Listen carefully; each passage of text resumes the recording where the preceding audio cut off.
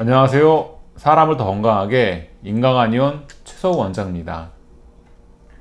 성장은 먼저 외형적인 체격의 성장이 이루어진 후 내부, 장부의 성장이 따라오는 방식으로 진행됩니다.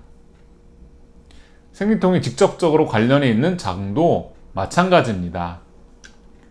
초음파 영상을 보면 중학생의 경우 체격에 비해 자궁의 직경이나 길이가 아직 부족한 것을 알 수 있습니다.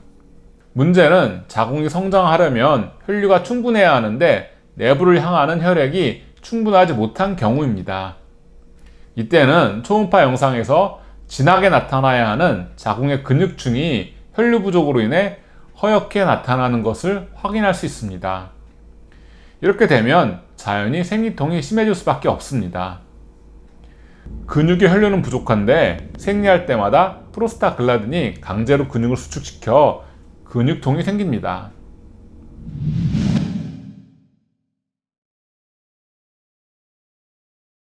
(3개월) 전에 내원했던 15세 중학교 2학년 여학생의 사례입니다.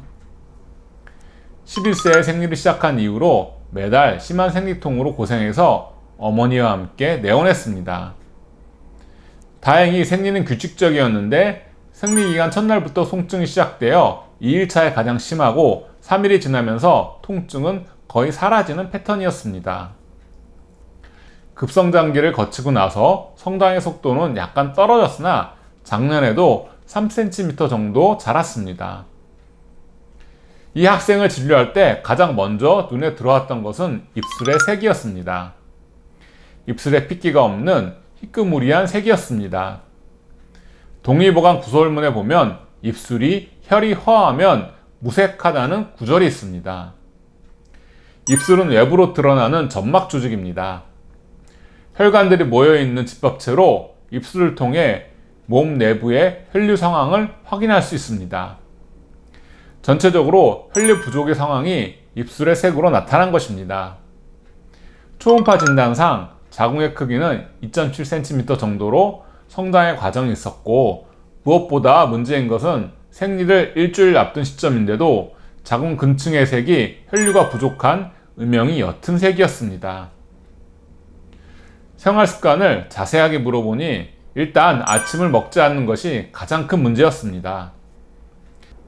혈을 생성하려면 수곡, 즉 물과 곡식이 필요하다고 하였는데 혈을 만들어낼 수 있는 재료의 섭취가 부족하니 혈의 양도 따라서 줄어들게 마련입니다.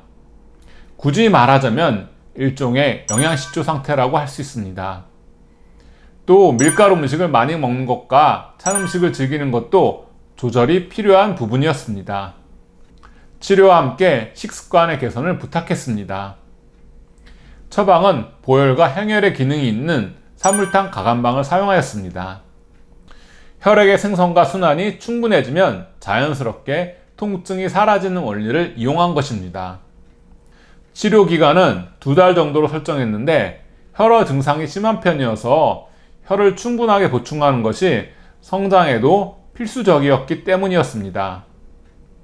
일주일 복약 후 생리가 시작되었는데 생리통의 강도가 많이 완화되었습니다.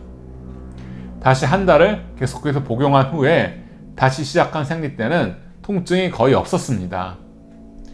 초음파상으로도 자궁 근육층의 음영이 진해지는 것을 확인할 수 있었습니다. 어떻게 보면 생리통은 병이라고 볼 것이 아니라 몸 상태를 알려주는 신호등이라고 할 수 있습니다. 성장기 여학생에게 심한 생리통이 나타난다면 반드시 체질과 상황에 맞추어 정확한 치료를 해주는 것이 필요합니다. 이상으로 이번 영상을 마치겠습니다. 감사합니다.